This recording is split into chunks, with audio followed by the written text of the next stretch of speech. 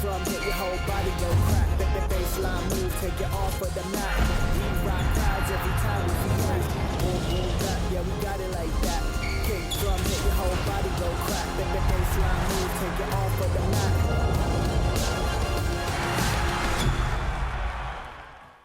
Hello and welcome to the NBA show here on Sky Sports, The Heatcheck. I am your host, Jaydee Dyer, and this is the show that unpacks all of the cool stuff that's happening off of the court, but also discusses the action that's happening on the court as well. And here on the sofa today to discuss everything that is basketball is the self-proclaimed basketball encyclopedia himself, Mo Moonsey. How you doing, my guy? My guy, how are you? And also the face of ASOS and new London Lions star, Obi Soko, my guy. Hey. Nice to see you, man. Thanks for having me again. Gentlemen, look, it's always good to see you both on the sofa, but there's so much to unpack. So can we dive straight into it? And we might as well get into our first segment, Off the Court.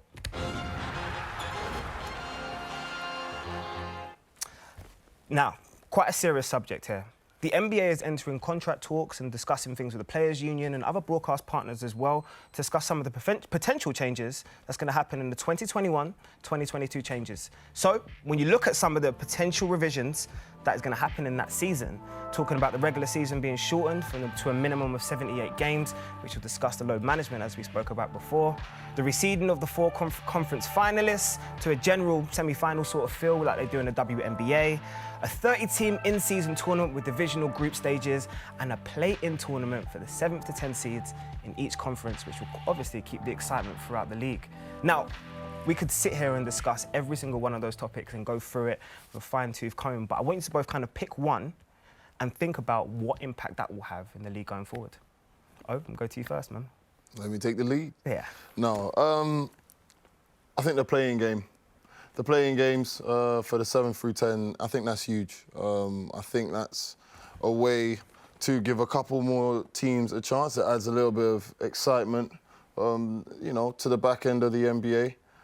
And you know, anytime you can throw a little bit more competition at a high level in there, I think it only makes the NBA better. Do you know what I mean? We both support teams that kind of sit between that 7 and 10 sort of region, usually in the Phoenix Suns and the Orlando Magic. Look, be honest with you, look at how but it's exciting to think about the prospects of bringing in something like that halfway through the season. It could literally revitalise the interest straight away. No, 100%. You know, I think we see tanking happen quite a bit in the NBA, and it's a shame, you know. So I think the more you can sort of extend the number of positions that could potentially fight for a playoff spot, you know, it'll give the teams that are, you know, mostly on the lower side of the conferences a reason to keep on fighting and fight for longer. Yeah. Do you have any major concerns or anything that excites you on that list as well? The thing that excites me most about that list is the reseeding of the conference finals. I know it's cool to kind of be the champion of the East and be the champion of the West, but, you know, we've seen in previous years, the one that springs to mind, of course, the main example is the Rockets and Warriors series that went to 7 games, had everyone on the edge of their seats, and then the Warriors won that, got to the finals and swept Cleveland aside quite easily. So it's a little bit of an anticlimax for an NBA finals. So, for example, this season, you know, if the Lakers and the Clippers by the end of the season are clearly on top, it would be cool if they had it reseeded so that they met in the finals rather than just the Western Conference Finals. But look at the casual viewers and look at the sort of narrative that's kind of talked about within the league. They talk about the difference between the East and the West. Do you not think that the gap will become bigger by kind of separating them? Well, I think that they're only currently talking about reseeding the conference finals, so it's just the last 2 teams. So then the talent issue within the conferences is something that needs to be addressed elsewhere, whereas this only affects the elite teams from both sides. So even though it only affects the elite teams, you not see the trickle-down effect. That's what I'm trying to say. Playing devil's advocate, I'm here with you. You know, I don't know if there will be so much of a trickle-down effect because, you know, if you're trying to compete for a championship, regardless of what conference you're in, you're going to have to beat the best teams to get to the finals and to lift the trophy. So I don't think that players and teams would be too concerned about this. I think it's just a bonus from a fan's point of view. Ove, do you agree with him as well? Are you excited about this new potential reseeding of the conference final? I agree with Mo. I think the reseeding, it allows, you know, for the best to meet, you know, at the end of the road, which is ultimately what everyone wants to see. We don't want to, you know, miss out on those special Game 7s in the finals. Those are the moments where you see special plays. You know, sometimes if you see some of those moments in the conference finals and then the finals is sort of a sweep, you know, they not to say they're forgotten about, but they don't quite hold the same weight. So, you know, I'll agree with Mo on this one. Got you, Mo. On this one. On this one. Here's a wider topic to both of you. How difficult is it going to be for individual records, like scoring records, if the season is shortened then? I mean, we know we talk about load management, but we also do like seeing records being broken all the time. I think we like seeing records being broken all the time, but the game has changed. The game's evolved. You know, the style of play is different. So there's a lot of factors that I think, you know, sometimes we sort of forget when we're talking about records being broken. I think as the game evolves, so does the sort of format need to evolve, and I think it should move forward. And I feel like as it evolves and the players get used to it, records will be broken, ultimately. That's just my opinion. Well, there's a lot to unpack, and we'll continue to keep an eye on those sort of conversations and potential revisions. But let's get into one of our favourite segments, Hot or Not. Now, guys, look, for all those that haven't seen the show so far, look, this is one of our favourite segments because this is opinionated. This is all opinion. This is all... I'm going to bring a hot topic, and these two will discuss whether or not they feel that I'm talking... It's a hot topic and it's a definite discussion within the league. I know it's upside down, don't worry. Yeah, or it's cold and it's cap and I'm talking a lot of rubbish, yeah? Right. Are you lot ready? All right. Okay, now, anyone that's seen Ovi on the show before, there is no better place to start than Luka Doncic. The man is shining right now in the Mavericks' offensive system. He's looking like not just an all-star, but potentially an MVP. Now, here's my question. Take a deep breath before you answer. Yeah. Is Luka Doncic the next LeBron James? I know. See that look right there? That tells me everything I need to know. You're even going to turn around and give me... But wait. Don't laugh before you see the stats. So just listen. Is it hot talk that Luka Doncic could potentially be the next one-generational player in our system right now? Do you want me to take this one away? Go for it, man. Oh. Luka's your guy. It's getting hot. Oh, he's sticking with it. And you know, I would agree with that statement as far as I think he's the next special guy. I think he's the next special guy. I don't think he's the next LeBron James, but I think he's the first Luka Doncic. And when I say that in the sense that I don't think we've seen a player like him before. We haven't seen someone like him come from Europe. Okay, that's fair enough. You know, someone to come from outside of the league, from Europe. We haven't seen a kid that's got the game, he's got the swagger, he's just got the it factor. You know, when you see special players like him come around, you know, every so often, like, you appreciate it because there's not, you can't quite put your finger on it. Mm-hmm. You know, and I've seen the guy up close and personal. I've played against him, and he's the real deal. Special. Very special. He's the golden child. Oh, wow. He's the golden child. That's a big statement for a guy so young. Mo, I'm going to go to you now. Are you saying it's a hot take? Is Luka the next one-generational player in our system right now? I'm going to have to go with Ovi on this one. I'm going to have to go with him. I'm proud of you, son. I'm saying Luka Doncic, like, wow. I feel to, like, bring up some stats, but there's so many different stats that I could bring up. So many records that are being broken by him. For a kid his age, he's 20 years old. Mm-hmm. You know, he's doing the absolute most on... And it's not like he's just stepped into the league and he's got great teammates, so he's open on it. He's carrying this Mavericks team, you know, like his supporting cast outside of Porzingis. It's not the best bunch of players, and he's still making them win games. And he's doing it in style, and he's doing it at great efficiency as well. Look, you're talking about a big Luka fan. You're talking about, I love the way he makes the game look easy. He's a mismatch for most guards. On the offensive side of the ball, you've seen how efficient Dallas have been this season. But I know you guys are going to kill me, but I just... Like, LeBron James is in... Just wait for it, Ove. Oh, no, wait for it. LeBron James is potentially in the conversation for being one of the best players ever to play basketball. I think at this stage, I just think it's difficult to compare. They play different positions as well. I understand the it factor, but do you not think maybe it's recency bias at all? Gabe recognised game. Give me the insight. Tell me where I'm wrong. Oh, man, jeez, where are you not wrong?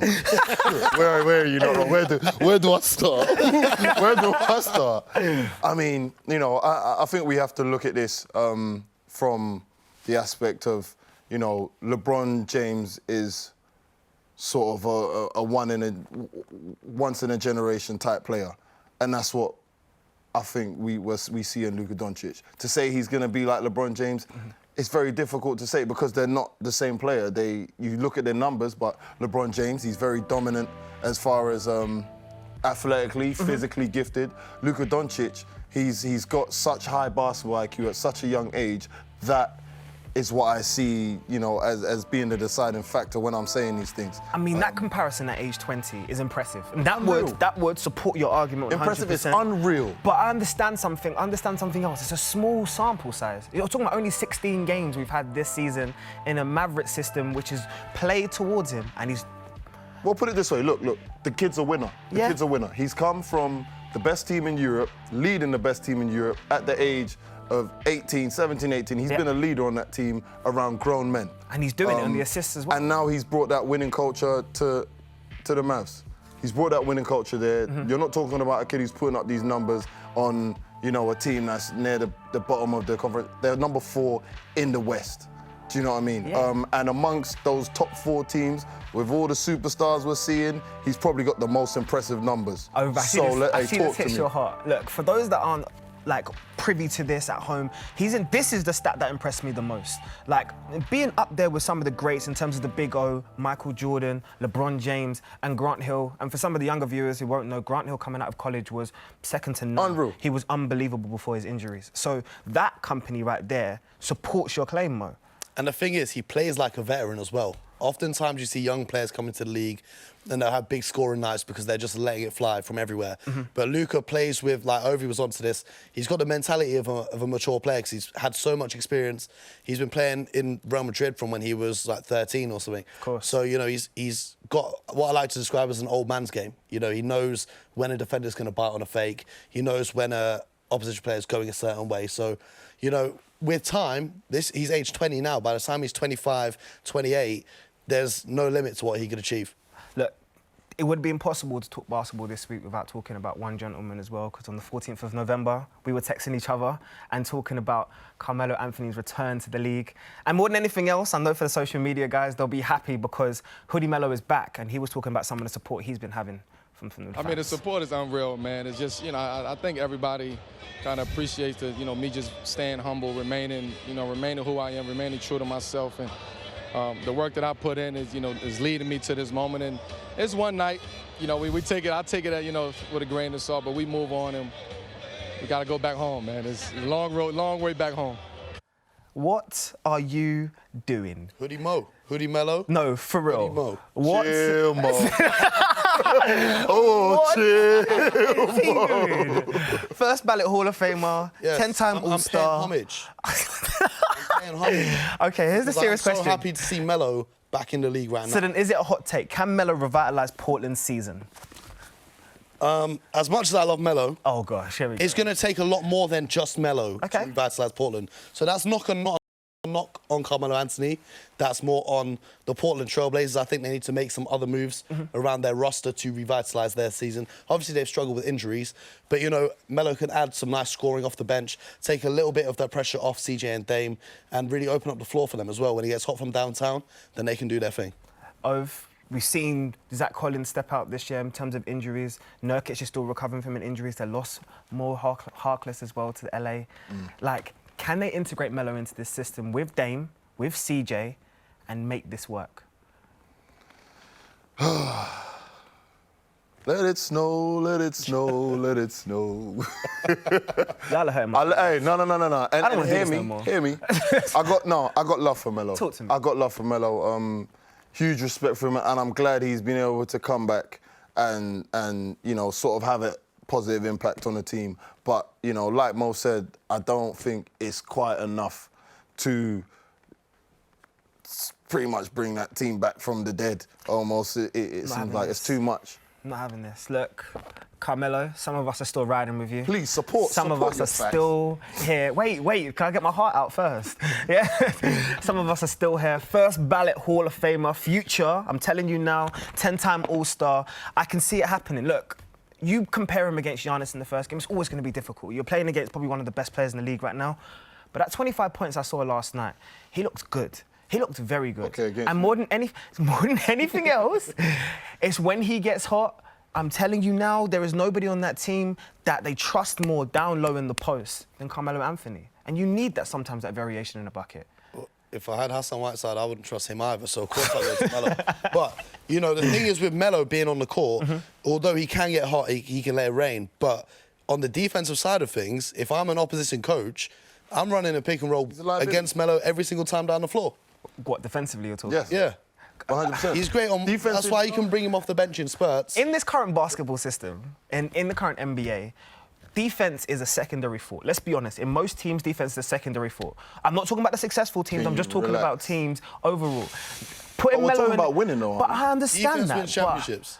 Oh, gosh, you lot are really gonna. You can't win. You're gonna upset me. You're gonna really upset me. You're gonna really upset me. Can we just have this? This has been an emotional last 10 days. I just Can we need just to- have this? Can I we need just to- be a hot take for once? Like for Melo. For It just Melo. don't make sense about what you're talking right now. If the take was, it's great to see Melo back in the league. Yeah, hot Yes. take. But the take is about the Portland Trail Blazers, and It's cold, they're not going to win anything. Hey, look, talking of players returning, we might as well talk about our third topic as well, which is PG. And what we've seen from him in his first 6 games in the Clippers jersey has been nothing short of impressive. Is PG the component that makes the Clippers the champions this year? 100%.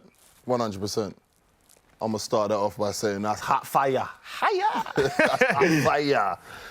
And I say that because, you know, since he's come back, we see sort of, you know, their closing unit with him, Montrell, Williams, PG, Kawhi. PG, you know, Yep. like... And Pat Bev as well. Yeah, like that 5 defensively, you know, I like to go on about the Lakers and how amazing they are defensively, but I think the Clippers have the potential to be just as scary defensively, but in a different way. Of course. Because they've got a whole bunch of versatile guys that are very mobile, where the Lakers have size and they're just overwhelmed with their size. Now they've got 5 guys out there that can switch a lot and they can legitimately guard guys on the perimeter. And what that's doing, that's taking away, it's negating a lot of ball screens and off-ball screens. Because when you're switching and you're taking stuff away, now you're forcing guys to beat you one-on-one.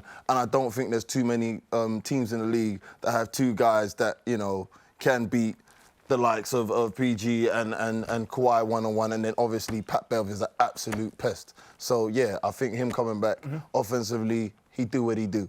I like but on defense, like he turns that last 5 unit into something scary. And Boston got away with Well, talking about obviously Paul George, we saw him feature against your team Boston in his opening 6 games, and we've actually had the first 6 games that he's played in the Clippers uniform as well, and there's some impressive stats there, Mo. But Some very impressive numbers. I want you to highlight in those 37 minutes against the Celtics, that 25-5.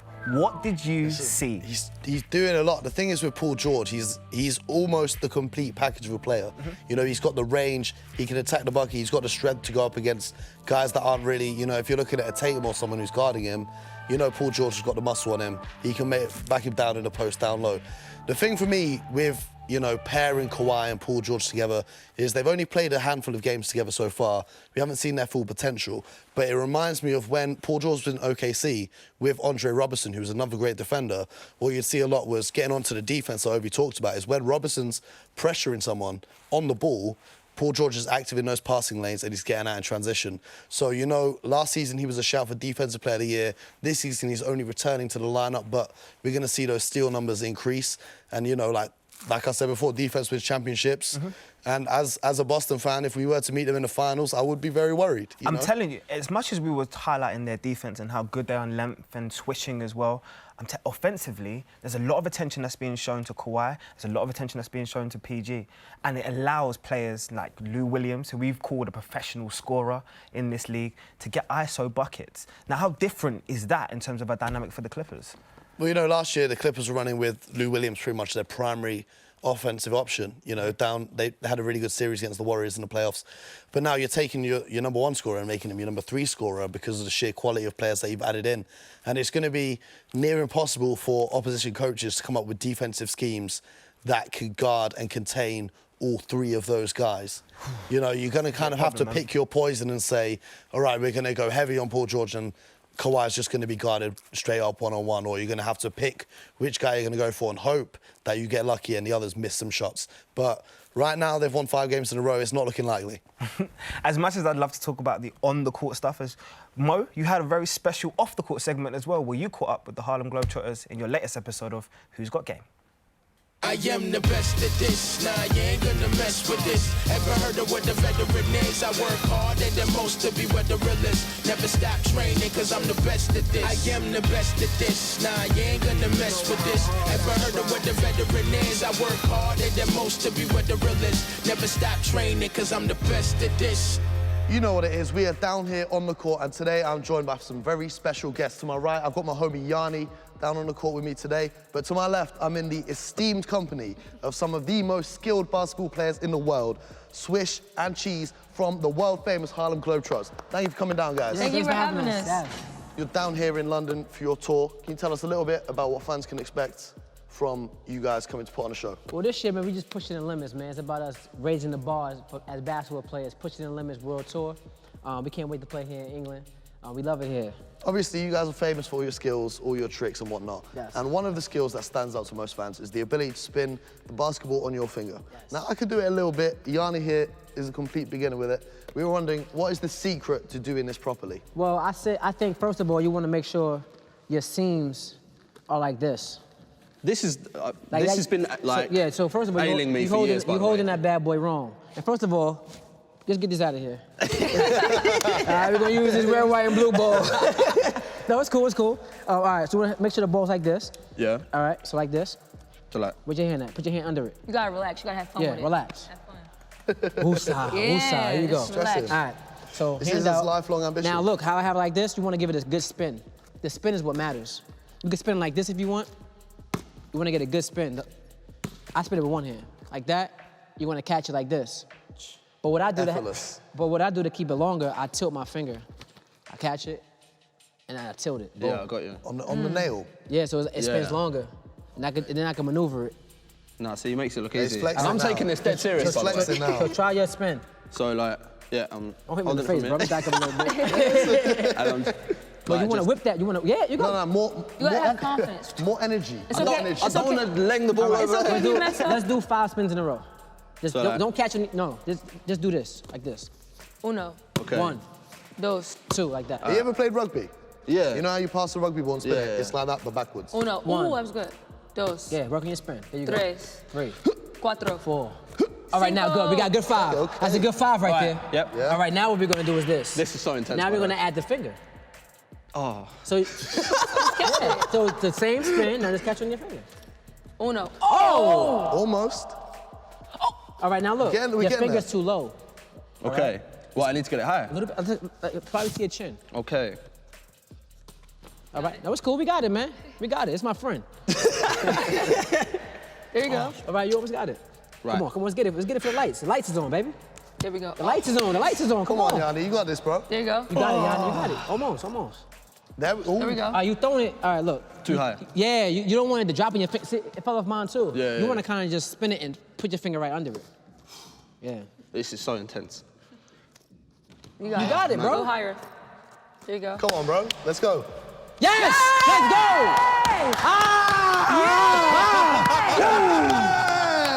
How many seconds was that? How many seconds was that?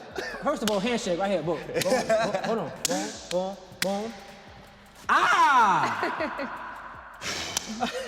Oh, what, are we doing it as well? Boom. Switch. She They got switched. their own handshakes for their own Oh, names. that makes sense, Come actually. back. So we Do did it it again. Do it again. Act like just walk away and come back. Wait. Watch Go this, watch cheese. this. Go cheese. Go him. I'm outta Go. here. Do it again. Do your. Oh, handshake. Let's go. Handshake. Oh. Boom. Swish! Let's go, man. Right, that is us wrapping up here. Thankfully, the monkey is now off my back. I can now spin the ball on my finger. Doesn't actually matter how many seconds it was. Leave me alone. Thank you, guys. When can we see you? You're back in Feb. Yeah, back in February through March 8th. We'll be in Leeds, Glasgow, Manchester, London, Nottingham, Brighton. We're all over. But for more Nationwide. All over, information, HarlemGlobetrotters.com. There we go. It's going to be a show, guys. For now, you can watch the full video on the Sky Sports NBA YouTube channel, and we're going to switch it back to the studio. Yes, sir. Thanks, guys. See you there. I am jealous. I am jealous. That looks a lot of fun. And Mo and Yanni, you can catch that full episode of them moving with the Harlem Globetrotters in a full episode on the Sky Sports YouTube channel. But let's dive into the next section, which is for you, the viewers, posted up. Guys, as much as the dunks and the threes get all the highlights, there's another part of the court that's just as important, the defensive side. Now, in our early season nominations, we discussed some of the awards, the MVP, Rookie of the Year, Most Improved, but we actually didn't discuss the Defensive Player of the Year. Now, I'm going to come to both of you before I give you what the people decided as to your nominations for Defensive Player of the Year. Both, I'm going to come to you first. Who's your nomination for some of the early Defensive Player of the Years? My choice, I think, is a quite obvious one. It's quite an obvious one. Anthony Davis, 2.9 blocks, 1.5 steals. What did the five fingers say to the ball? SWAT! He's doing a heck of a job. He's doing a heck of a job. I hear that. I mean, you know, I feel like he's the leader on the defensive end on that Lakers squad. He sets the tone, you know, because when you're looking at your superstars, you want to see the effort they give on the defensive side of the ball, especially for the whole squad to now buy into it. And he's got two bigs behind him, JaVale and Dwight. You know, they do an awesome job. But yeah, I think he's the leading defensive guy on the best team in the NBA. So hey, it's got to be AD. I like that. That's a good nomination. It's got to be AD. I mean, that's a good nomination, Mo. Where are you going with No, this? I'm not going with the Lakers. Don't be fooled by the Chicago top I got on. I'm going with my boy Marcus Smart, because on the defensive end of the side of things, he has shut down everyone who's come up against him. Devin Booker, your boy, who dropped 70 points on the Celtics when Smart was out. When he guarded him in their most recent game, Booker only scored twice. Luka Doncic, the golden boy we've been talking about all episode, he only scored 4 points on 1 of 5 shooting against Smart. And it's not just, like, Marcus Smart is 6'3". It's not just small guys that he's going up against. He limited Giannis. He won that game against the Milwaukee Bucks. Got him upset already. What have I said that's not true? He limited Giannis to 5 points and forced 3 turnovers on the league's MVP. And he, in fact, he even took the charge that was crucial to Boston winning that game at the end. So no matter the size of the player, he was up against Kevin Love. He's been up against Porzingis as well. So he's taking on anyone as a challenge, and he's shutting them down. Look, you both build good cases, but let's actually see what the people decided to vote for. And I'm not going to lie to you, Mo, they actually went with Ovi straight away. They went with Ovi straight away. And Marcus Smart did get 16% of the votes, which isn't bad. That isn't bad, but Anthony Davis is... It's not going to show up in the steals column or the blocks column. You got to watch the games. So people at home, watch more Boston games, please. Thank you. Well, actually, that leaves us... Oh, gosh, here we go. Who's the better team? No, Wait honestly, for it. honestly. Wait for it. I'm sorry. I got to get this off Sometimes I my feel chest. like a dad that's trying to stop 2 times. Who's the better team? Here we go. Listen, there's nothing in the world that will ever make me say a team is better than Boston. Ever. Confused. Nah. Confusion. Nah. It's okay. We'll see at the end of the season. I rest my case. You know what? It actually leads us perfectly, talking about Anthony Davis, into our primetime preview.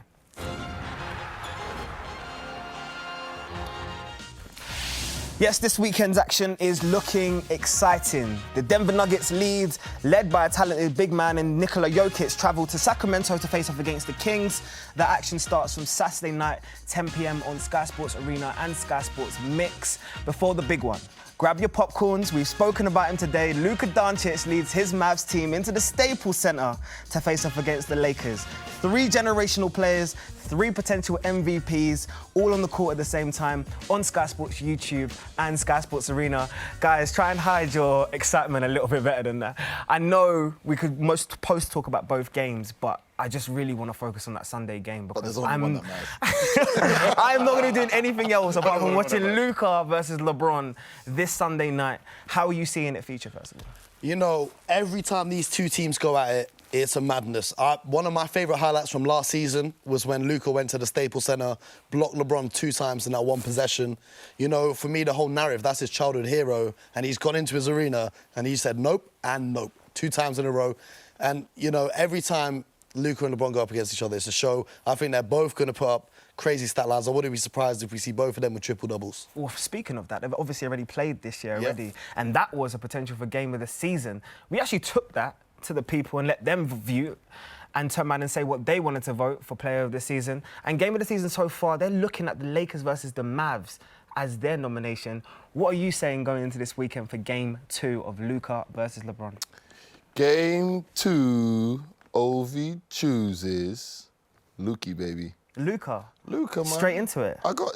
Yeah. I think what I love about it is Luka Doncic, he's proven that he enjoys these games against superstars and he rises to the occasion. You know, he wasn't able to come away with a win first time around, but it's clear that he doesn't back down from these guys, and I think he has a little bit of extra motivation. Obviously, LeBron's going to go in there with the mindset of, you know, just sort of handling business and proving why, you know, he's still that guy in the league.